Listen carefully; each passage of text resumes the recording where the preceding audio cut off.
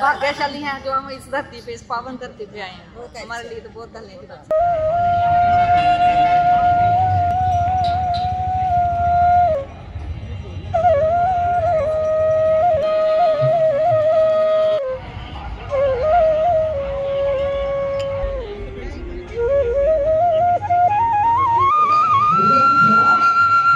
राधे मित्रों, ब्रज भाव में आप देखिएगा हमारे साथ हैं प्रयागराज महाकुंभ में अवध सरकार जी, और इनसे हम बात करते हैं क्या कुछ कहते हैं अवध सरकार यहाँ कुंभ में आके, और कैसा अद्भुत नजारा दिव्यता भव्यता का है।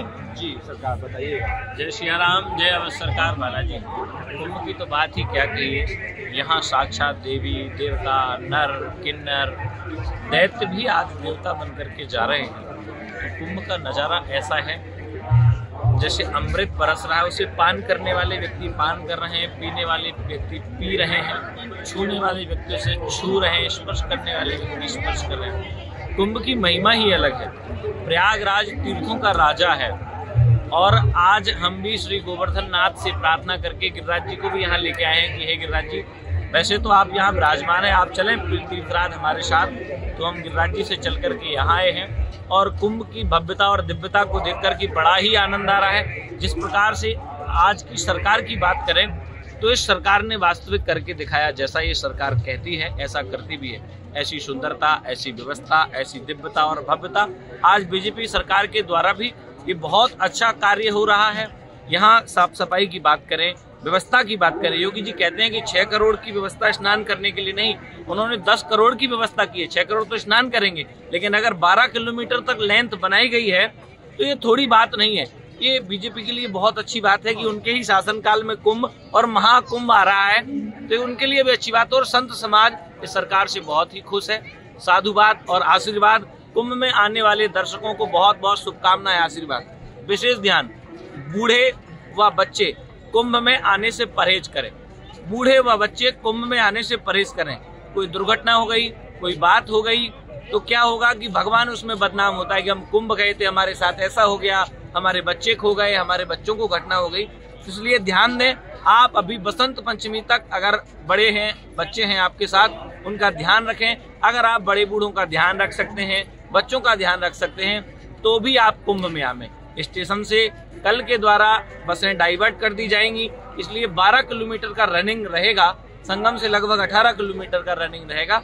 तो आपको ये जानकारी बता दे रहे हैं हम। जो भी लोग कुंभ आ रहे हैं वो अब या तो ना आए, या आए तो आप बसंत पंचमी के बाद आए। बूढ़े और बच्चे विशेष तरह से ध्यान दें ताकि आपको कोई तकलीफ ना हो पाए। सरकार की तरफ से भी व्यवस्थाएं हैं, हम साधु संतों की तरफ से भी खूब व्यवस्थाएं। 24 घंटे से भंडारे चल रहे हैं, रहने की सुविधा उपलब्ध है, खाने की सुविधा उपलब्ध है। बस आपको अपना ध्यान देना होगा। तो जय सिया राम। ये था दिव्य और भव्य। कहते हैं सच्चिदानंद रूपाय विश्वोत्पत्त्यादि हेतवे तापत्रय विनाशाय श्री कृष्णाय वयं नमः। ऐसे ही ये प्रयाग तीर्थों का राजा माना जाता है, लेकिन जिस भूमि वृंदावन से हम आते हैं, एक कथा आती है कि प्रयाग माँ के बिहारी के पास गए और बोले भगवान ये छोटा सा वृंदावन मुझे कर नहीं देता, ये सारे लोग हमें टैक्स देते हैं, कर देते हैं, लेकिन ये आपका वृंदावन जो है हमें टैक्स नहीं देता। तो भगवान बोले भाई प्रयाग, मैंने तुम्हें और ब्रह्मा जी ने तुम्हें अगर तीर्थों का राजा बनाया है तो वो इसलिए नहीं बनाया कि तुम मेरे घर का राजा बन जाओ। तो वृंदावन तो मेरा घर है, तुम तीर्थों के राजा हो सकते हैं। तो वृंदावन तो भगवान का घर है, और प्रयागराज तीर्थ यहाँ गंगा जमुना सरस्वती की त्रिवेणी है। कहते हैं जो भी व्यक्ति यहाँ स्नान करता है उसके कलमश हट जाते हैं। भाग्योदेन बहुजन्म समर्जितेना सत्संगम चलवते पुरुषो यदैवा। श्रीमद् भागवत कथा में भी वर्णन है। और जो भी व्यक्ति संगम में स्नान करता है, मुंडन का भी विशेष महत्व है। ध्यान रहे, आप सब इस चीज को भी ध्यान दे लें कि अगर कोई व्यक्ति यहाँ आता है तो मुंडन का भी, मुंडने इत्या प्रयागम शाह, मुंडन कराने से जो भी अपराध होते हैं वो भी अपराध आपके क्षीण हो जाते हैं। तो ये रही आपको जानकारी।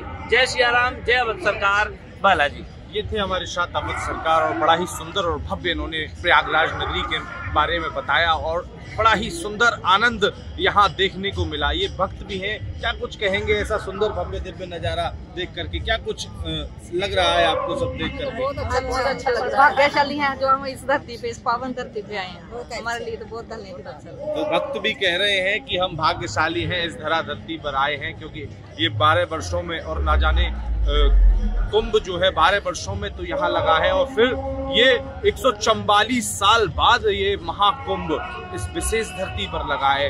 तो राधे राधे, देखिएगा ये सुंदर भव्य दिव्य नजारा।